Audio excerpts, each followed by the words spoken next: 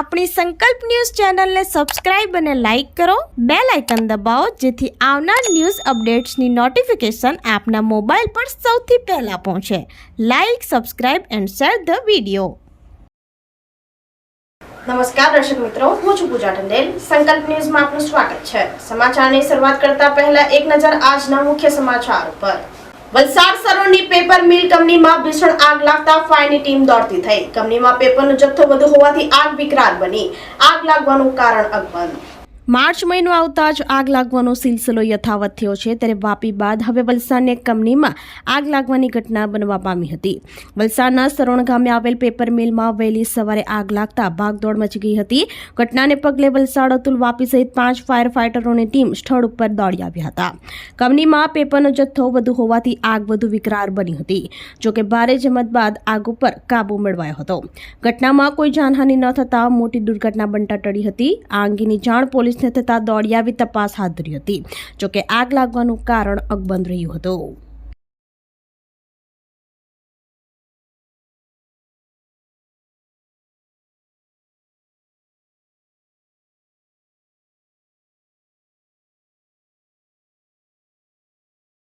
અતુલ કંપનીના ગેટ પાસે બાઇક ચાલક યુવાનને ટેમ્પો અડફેટે લેતા મોત. સમગ્ર ઘટના સીસી કેમેરામાં કેદ.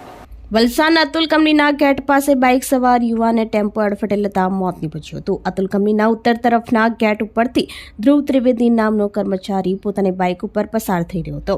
તે દરમિયાન યુવાનની બાઇકને ટેમ્પાએ અડફેટમાં લેતા અકસ્માત સર્જાયો હતો.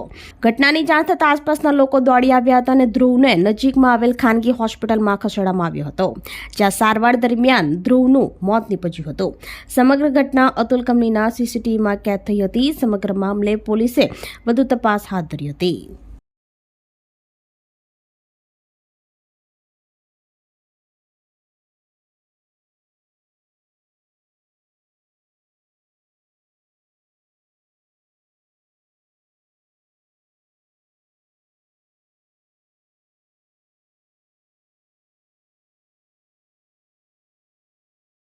પારડી 4 રસ્તા બ્રિજ પાસે બે આખલા વચ્ચે યુદ્ધમાં લોકોના જીવ ટાળવે ચોંટ્યા.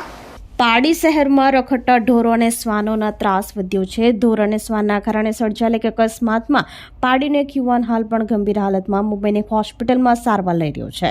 આ સમસ્યાનું નિરાકરણ ન લાવતા હજી પારડીના માર્ગ ઉપર રખડતા ઢોરો લોકોના જીવને જોખમમાં મૂકી રહ્યા છે. ત્યારે પારડી 4 રસ્તા ઓવરબ્રિજ નીચે બે આખલા યુદ્ધે ચડ્યા હતા, જેને લઈ ત્યાંથી પસાર થતા વાહનો અને લોકોમાં ડરનો માહોલ ફેલાયો હતો. લોકોએ તેના પર પાણીનો છંટકાવ કરી લાકડા વડે છૂટા કરવાનો પ્રયાસ કર્યો હતો, જે બાદ ભારે જહેમતે બે આખલા છૂટા પડ્યા હતા. ત્યારે પશુ માલિકો પોતાના ઢોરોને ખુલ્લા ન મૂકે તે જરૂરી છે, જેથી આવા અકસ્માતો થતા અટકી શકે. પાલિકા આવા પશુ માલિકો સામે લાલ આંખ કરે તેવી લોકોમાં માંગ ઉઠવા પામી છે.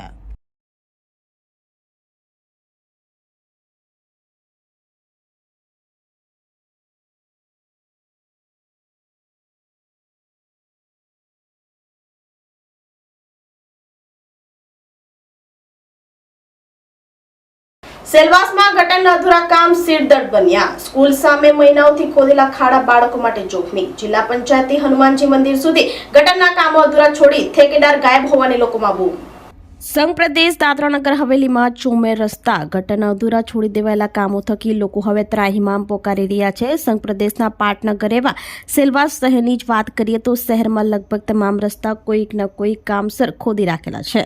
મહિનાઓથી ખોદી રાખેલા રસ્તા ઉપર કામ અધૂરું છોડી વારંવાર કોન્ટ્રાક્ટરો ગાયબ થઈ જતા હોય છે. પીપરિયા બ્રિજથી આગળ જઈને ઉદ્યોગ ભવન અને જિલ્લા પંચાયતના સામેથી શરૂ થતો હનુમાનજી મંદિરવાળો રસ્તો છેલ્લા ઘણા સમયથી ગટરના કામને કારણે વિવાદમાં રહ્યો છે. આ રસ્તા ઉપર રેડક્રોસ સોસાયટી સંચાલિત સ્પેશિયલ ચિલ્ડ્રન સ્કૂલ આવેલ છે, જેમાં દિવ્યાંગ બાળકો અભ્યાસ કરી રહ્યા છે.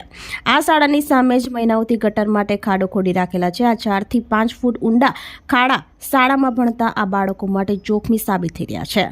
છતાંય આ કામના ઠેકેદાર ક્યાં છે તેની કોઈને ખબર નથી હોવાની લોકોમાં માંગ ઉઠી રહી છે.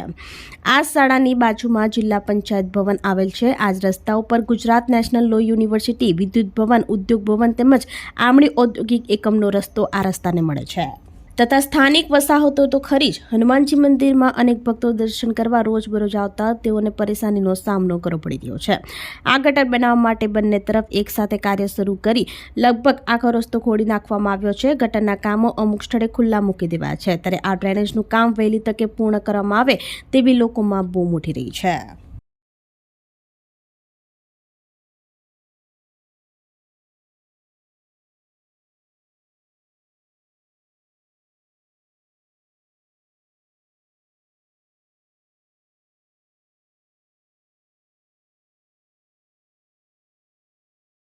તો આ તારના સમાચારો, નવા સમાચારો સાથે કાલે ફરી મળીશું. નમસ્કાર.